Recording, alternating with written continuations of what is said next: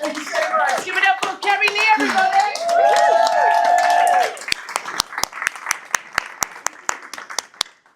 I don't need to write any disclaimers. No, that was fantastic. Thank you so much. Take a moment to have a deep breath and Thank you. some hydration. So Kerry Leigh is born in Stockport. You were born in Stepping Hill. I thought I was born in Stepping Hill. Turns out it was Harrow Park. Completely different areas.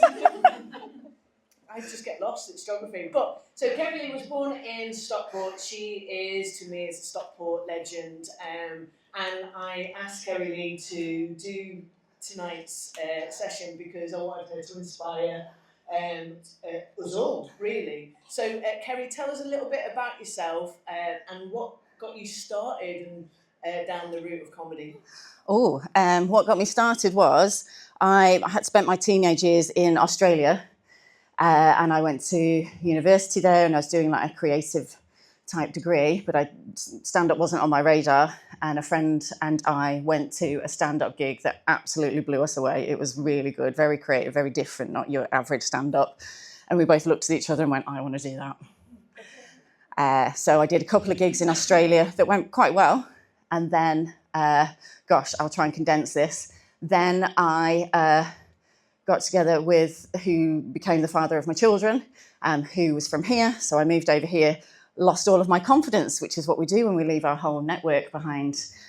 So I didn't do it for a couple of years. And then I finally got the courage to, and my first gig, I absolutely died on my arse.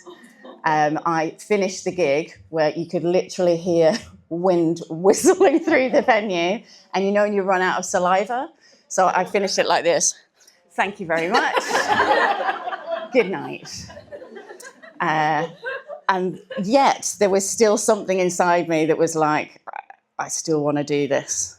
So I did keep going. There is a longer story. We might get to it. Yeah. No. Because you do a lot. I met you doing a lot of festivals. So talk to us about the kind of festival gigs that you've done over the years. Okay, so I don't know. Give me a shout if any queer women in the audience. Yay! So I don't know if you ever experienced Elfest when it was around. It doesn't exist anymore.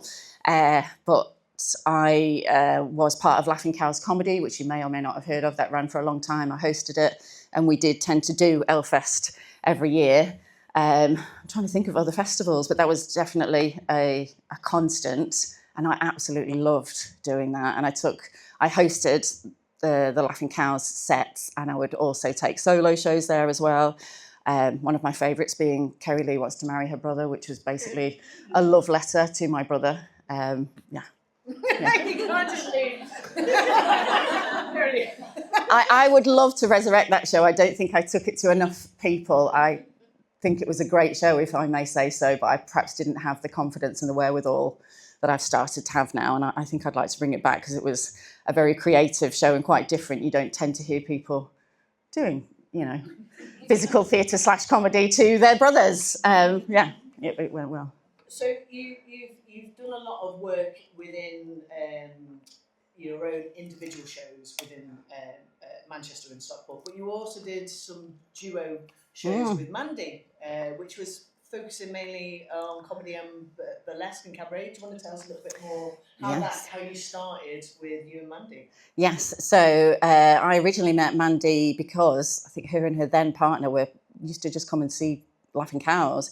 And one night, because I used to compare a lot and I would improvise a lot, which I loved, I decided we were going to have a dance-off competition live on stage, and she was one of the people that got up. I think there was 3 people, and she was phenomenal. And I was like, who is this girl? Because she could dance, and she was naturally funny, just quite comical.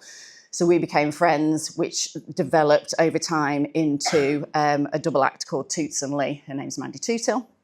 And we then, over time, began to produce and host comedy and burlesque night called Titters and Tassels in Manchester that used to sell out every time we did it. Yeah, no, it's brilliant because it was also like celebrating the female form as well and looking at cabaret and burlesque in a very different way, as well as having a great comedy aspect of it, which you both provided as hosts for that evening. Yes, yeah, we would sort of take our kit off, but in a very comedic way, and leave the more artistic, beautiful stuff to the actual trained burlesque artists. Yeah. And tell us, I mean, it's wonderful to watch a comedian be as ridiculous. What's it like actually exploring and creating and improvising? What's that process like as a comedian? Oh, that's a good question that I'm not sure I know the answer to. I think what I've learned about myself very recently is that I am not your, whatever we mean by typical stand-up. In my head, what a typical stand-up is someone who stands up, tells stories with a microphone, which is lovely, whereas perhaps influenced by the cabaret world, I describe what I do as comedy cabaret. So I do tell stories, but I also sing, dance, as you've just seen. There's puppetry in my show, there's poetry, there's serious bits, there's funny bits. And to me, it's just, I don't know why, it's just like a form of expression and it comes to me. What's it like? I don't know. I just do it. I think I've learned that I'm not typical of comedy and I've got to forge my own path. Yeah. Yeah, I think forging your own path's really important. But also the freedom. I like to be silly, if anyone's ever met me. One of the funniest people I know. I know, and she's a comedian, she finds me definitely. She is very funny. And in fact, we actually did a comedy, you took us on, was it 6 to 8 weeks? Oh, yeah. We did it for Mine to raise money, and you took us on a comedic journey. What's it like teaching people how to be comedy? No. What's it like teaching people to kind of learn stand-up comedy? Really fun and a little bit like being a mum, regardless of whether you're a mum or not, as in, when you've done a course a few times, you've got an idea of what's going to happen. So you see people at the start a bit like that. And they're bricking it, understandably, okay? And occasionally there's one person in the group that thinks they're hilarious and they're really cocky, and they tend to be not the funniest. And then you'll see as the weeks go by, people start to really flourish and it clicks and they get it. And then on the night, there's always like this. It's like watching a horse race, where someone comes from the back and you're like, oh my God, yes, look at them, and they just absolutely nail it. So yeah, I feel quite maternal watching them flourish. If anyone does get the opportunity to work with Kerry Leigh, she is fantastic, and it's a great thing to do. Tell me, you have created Powerful, which is an incredible piece of comedy. We saw little bits from this section, but it goes a lot more deeper than that, and it really expresses the female form, kind of what you kind of go through. Tell us what made you come up with this particular show, because I think it's brilliant and quite groundbreaking. Thank you. I had the idea, as in like a nugget, tiny idea, a few years ago, and then unfortunately I had crippling depression, was close to going into hospital, and did eventually come out the other side. And that was when when my creative juices started flowing again, where I was like, I am going to do this, and it's going to be what I want it to be, and it's going to be powerful. And what my vision, which I hope comes across, and I'm still trying to fine tune it, is for me to take up space, but to empower people in the audience, whoever you are, whether you're into comedy or whatever, to write your own narrative and take up space. Because I think one of the reasons I became ill was accidentally. I was just sort of following subconsciously the life that I thought I should lead. You don't even know you're doing it. Do you know what I mean? But it ends up making you ill because you're not actually being.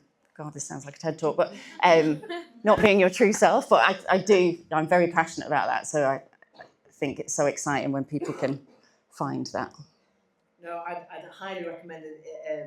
I saw it a couple of times. I'd actually just broken my ankle, so I went to see it in the Garrick. So it's like, has anyone been to the Garrick Theatre? Downstairs. It's like that. Commitment. She came twice. Twice in a row, but it was a brilliant, and it's in Hebden on the 19th of July. Yeah, Hebden Bridge Little Theatre. And then you're going to take it to Edinburgh Festival. Is that for the whole week?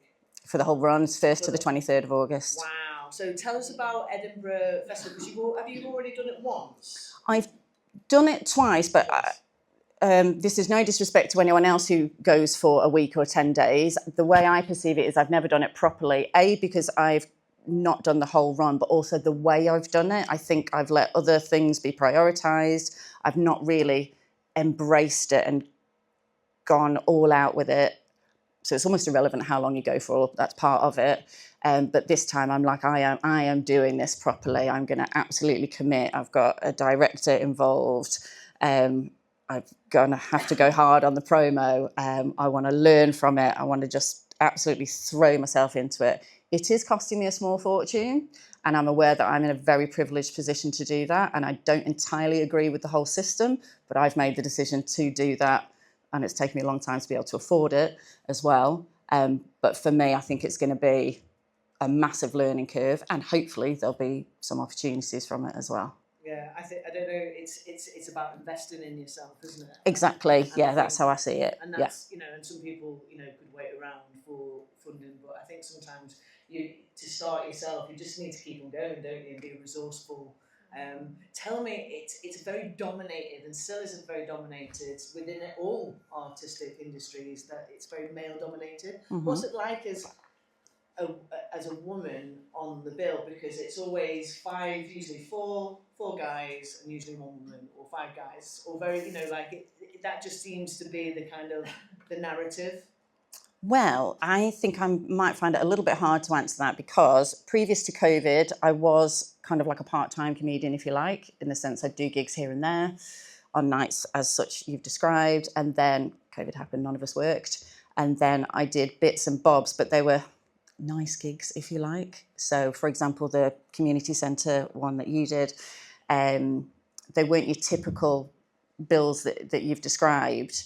So again, it comes back to I'm doing it my way, because I don't really want to go and do those gigs, and I'm doing comedy cabaret, not doing straight stand-up. So what's it like? I can only tell you about my previous experience, which was probably a good few years ago. And yeah, sometimes it was crap. And we are going back, and I do feel, and it is a feeling because I'm not out there in those types of gigs, that things have changed, not entirely.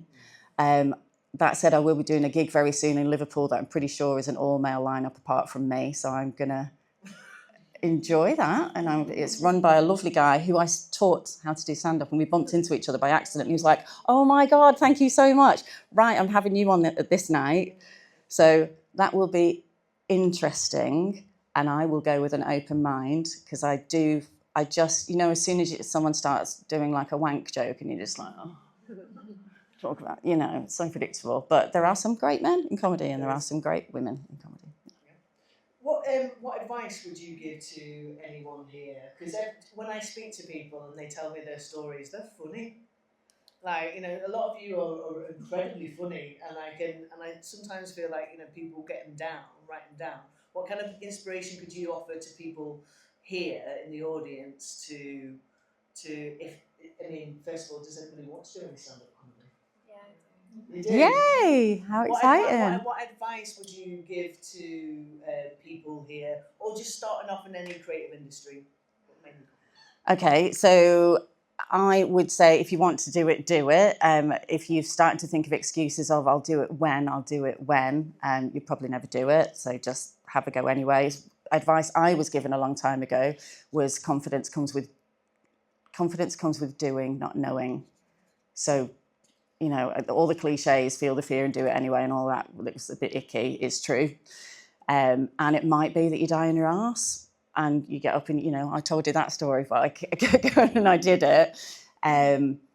There's quite a lot of open mic nights. A gorgeous night I did recently was the Feel Good Club in Manchester. It was so good. It's not only comedy that night, that was more of a cabaret feel. So find open mic nights that are kind to begin with, but there'll be some that are hard, but that's all part of the learning process as well, because at the end of the day, you've got to be funny. And yeah, try your set out, tighten it, speak to friends who you think will give you their honest opinion. So what I mean by that is don't ask anyone who's a sycophant who will just go, "Oh my God, you're amazing," whatever you say, but also not those nasty, toxic people either, who hopefully you're not friends with anyway. But someone who would give you a balanced view. Because I've done like gigs literally in my friends' living rooms and just had like 6 people and gone, what do you think about that bit? What do you think about that bit? So I think, just get going, get started and make connections, which is something I have been very stubborn about. I think that's one of the reasons it's taken me as long on my journey to get here, is I was stubbornly independent and thought I had to do absolutely everything on my own, and that's just silly. So yeah, reach out, make connections, come and chat to me after, or whatever. So you started off part-time, it was a dream, you did a couple of gigs, moved over to the UK, you kind of went back and then you started again. And so this is all kind of like later on in your life. And so now what does the future hold for Kerry? Is it hardcore comedian Kerry? That sounds like an interesting film. I go on Canva and I'll go on AI and I'll create a picture. Oh, I love that picture. This was one of the gigs in the Garrick, wasn't it? Yeah, that's me hugging an audience member. And because you decided, because you use a lot of audience participation, but you also use puppetry. I do. Tell us about your puppetry. Okay. I appreciate I didn't answer your previous question about the future. Puppetry, again, things just come to me and I don't really know why. Well, I kind of do, don't I, Connie, with this one? My eldest daughter in the audience. So has anyone else here got teenagers or spends time with teenagers? So it's a different language, as it has always been, because that makes sense. They're forming their own identity. So they were using words that I was just like, what does that even mean? And I found it quite funny. And so these characters sort of started accidentally in my head and they became sock puppets. And they come up and they're like, oh my God, everyone's looking at us, slow. And so that was somehow influenced by my children. But why sock puppets? I don't know. It's funny. It's fun and fun, yeah. But in answer to what the future holds, I don't know. But what I do know is I'm committed to making things happen as opposed to just staying inside my head, which I've done a lot of in the past. So it sounds, before we go to, if anyone's got any questions, we're going to go to some questions in a moment, but it sounds to me like you're at a point in your life where although you probably wanted to be at that point, you just weren't ready. Yeah. And then do you think sometimes it's just about the marination of your finding your authentic self before you can step into? Yeah, I think you've nailed it. The show is very much about finding your authentic self. And I didn't realise before that I wasn't being, so then you're not going to really do that well, are you? Because how can you connect with people if you're not being who you actually are? Yeah. Well, I think you're trying to find yourself, aren't you? What's funny and what's not, and then when you kind of when you recognise where your strengths are, and that goes to all our kind of experiences. What are your strengths and how do you do that? And not trying to be what you think a good comedian is or a good artist is or whatever it is, the thing that you want to do. And it does make me cringe a bit saying being your true self, but it is that. It is. It is, and it's usually the people that stand out that you suddenly kind of go out. So don't be afraid of standing out. Just allow yourself to kind of experiment with it, because you don't know from your experiments you can create the most delicious dish or artwork. Or there's a lot of food creeping in here, isn't there? There was marinade. Are you hungry? I don't know. Maybe I am. It's just my terminology. I would say as well, when you're asking for people what steps to take, there's a fine line as well of when you're asking other people what they think, trying to work out if it lands or not. But sometimes I have clung to things. I'm like, I know I can make this work, when other people have gone, I'm not sure about that. And I'm like, no, I'm going to. And and I, like, for example, the sock puppets, if I went around and told everyone I was going to do that, they'd be like, what are you doing? But it works. So sometimes there's that sort of, I know this is going to work, and sticking to that. Yeah, definitely. Yeah. And I think sometimes when you tell people your dreams, they don't mean to, but they can crush them. Yeah. And it's not because they're coming from a negative place, it's just that they come from a place of love and their fear for you, because they don't want you to be upset, do you know what I mean? So that's your internal conversation narrative, but it can be the same. And I think if you go quietly confident, then you haven't got other people that might start to chip at those ideas for you. So The biggest lesson I learned is don't tell people your ideas, just do it. Tell trusted people, I would say. And the reason I nodded at Connie then, not because you shit on my ideas, completely the opposite, completely the opposite. Connie acts, and she's good at acting, and she is pursuing that. And that is the kind of industry where, when sometimes you've shared it with people, and like you said, they come from, so what's your backup plan? You know, and well, that's all very well, but, and they accidentally, like you said, but she's brilliant and she's passionate. And it's not about having a backup plan, it's just as a stepping stone to pay for, you know, food. and then your dreams and your desires is the faith that you have in yourself, and you know, this is for whatever the reason why you just keep on going, even if it takes me. Like for me, like a clear direction is, so I played Glastonbury Town Centre. I played I went to do the makeup for a fashion shoot in Glastonbury, so I got backstage and I kept them being pumped up, and then I with all the badges, you know, of where I could go. And then I asked the sound engineer, because if you don't ask, you don't get. And then so I got to play Glastonbury backstage, in the backstage area, you know, where all the artists kind of go. So what I realised is that I need to be more specific.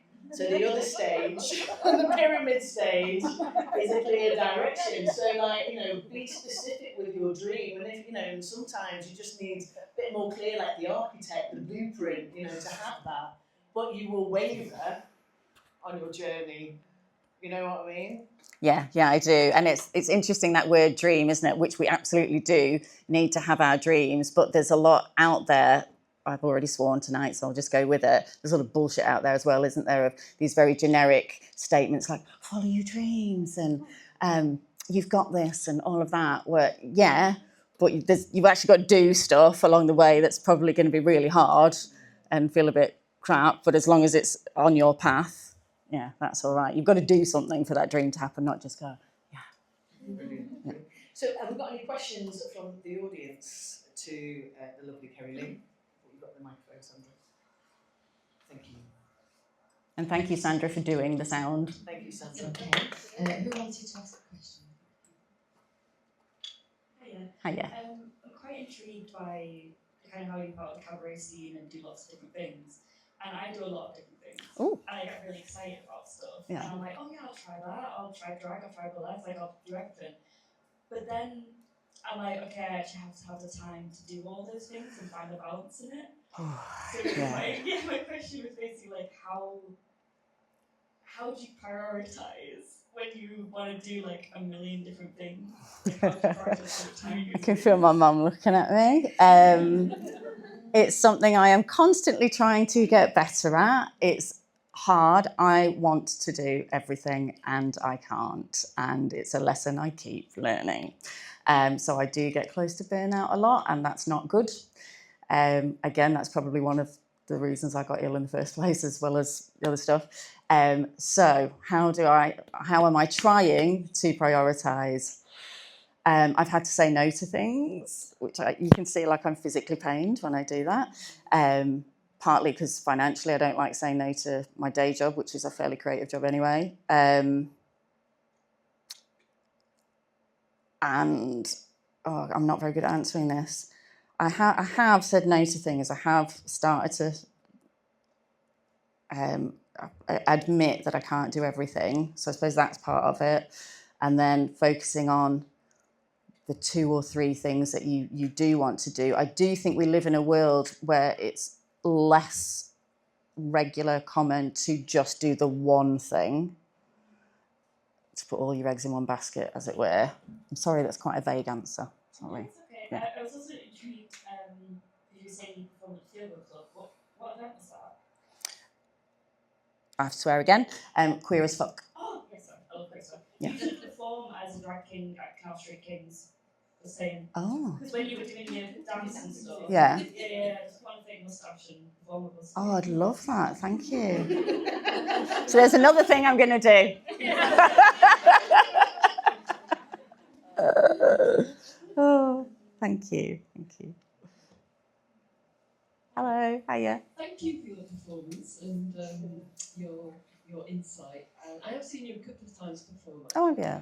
And one of the things I'm always struck by is the kindness There's a lot of cruelty out there, and some comedians can be. And actually, the root of my question is about your energy. And when you told your story about your first performance, I just thought, how did you pick yourself up after that? Like, you know, dying on your arse, but also doing the full stretch of the Edinburgh Festival. Where does the energy, the impulse, the impetus come from to sort of sustain that and to actually drive you onto the stage in the first place? What's that drive behind you that enables you to sustain it? Okay, the answer to this is probably actually going to help answer your question. I've just realised one thing that I have definitely got better at in regards to the energy is self-care. That I've prioritised massively. You know, what I eat and drink and doing things that I enjoy, like moving my body wise. Where does the energy, so self-care helps with the energy, but I think I was a bit like, Mum, was I always a bit like attention seeking, wasn't I? Yeah. But I'm so glad that you commented on the kindness, because I'm really passionate about that. Again, I know there's lots of comedy and there's different comedy for different people, but I think you can really traumatise people with being cruel. And just because I've got the microphone so I can shit on you from a great height and everyone else can laugh about it, but what does that person do when they go home? Like, it's just, I feel really uncomfortable with that, and I do try and be kind. So I hope the person that got up here is all right, Kate. Yeah, good. Yeah. I try and do it with kindness, but where does the energy come from? I just, yeah, it's there, and if it gets stifled, I become very unhappy very quickly. So it's almost like I've got to. I'm not sure where it comes from. Thank you. You're welcome. Questions? No more questions? I just wondered who your favourite comedians were. Ooh, that's a good question. So I, in my childhood, like really young, grew up watching the likes of Victoria Wood. Definitely, it was a huge influence. French and Saunders, Billy Connolly. And then in more recent years, one of my absolute favourites, who I'm not sure how well, she was on, at one stage was on Britain's Got Talent. She does a character called Barbara Nice. Oh, yeah. Don't know if anyone knows her, but she, to me, epitomises kind, inclusive, laugh out loud, belly laugh comedy. She does ridiculous things like gets everyone outside of the venue and plays What Time Is It, Mr. Wolf? It's just silly, but absolutely brilliant. And her character, she says, I'm a mum from Stockport. Oh, I'm only a mum, she says. She's crowd surfed on a tray down a flight of stairs. She's mental. So I would say she's one of my more recent favourites. Jen Brister, if anyone, yeah. Yeah, I hope that helps answer your question. You're welcome. I think that there's no way of how you do your comedy, and a lot of new comedians that are coming out aren't cruel. They're actually really, like you see on the Apollo, and there's different ways. And I think what you said is that you're forging your own path to allow yourself to have your own authenticity within the place. It's just, one of the big lessons is just because somebody does it one way, it doesn't mean that that's the only way that you have to do it. I think it's a really good point. Yeah. Yeah. Fine art, fine art's beautiful, but or what about, like a bit of Jackson Pollock or going a bit wild with the painting? It's how you see it, isn't it? Yeah. And it shouldn't just be one way. And I think if there's anything that you can take out is forge your own paths, whatever that looks like, and just fail beautifully. And can I just say, I think the fact that you're still doing that after having depression, being a mum, dying on your arse, and still still doing it, like, hats off to you. Yeah. Oh, thanks. Being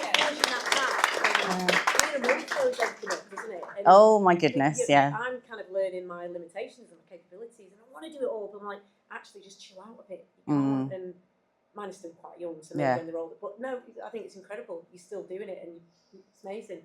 Thank you. And that's also made me think as well of changing my mindset. I think I used to subconsciously think that you had to do it like it was a finite thing. You had to have made it by a certain age, and that's bollocks. Yeah. Like, And I'm getting almost annoyed now. I don't know if you've noticed this with peers, of hearing things. So I'm 49 now. I'm really excited about being 50.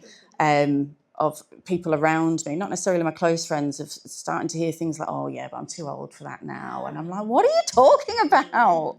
Like, that's just a narrative that you're choosing to buy into." Yeah. But juggling time, and it's hard, isn't it? It is hard. It Yeah. really, really is. And yeah, juggling, particularly when the kids were younger, was mental. And thinking you can do it all, and then like, actually, I can't. And maybe I don't want to do it all as well. Yeah. Like, so kind of fine tuning where it is you want Yeah, to go. It's what's brilliant. important to you, and knowing that there is time. Actually, it doesn't have to be all now. Yeah, thank you. Thank you so much for that, because that is a reminder, because we all struggle, don't we? You know, like at different, and we'll continue to struggle, won't we? Yeah. And there is pressure that women in particular put on themselves, I think, that we have to be amazing and super women and have to do it all on our own, which is silly. Can I just ask for a round of applause for Kerry Leigh? Thank you.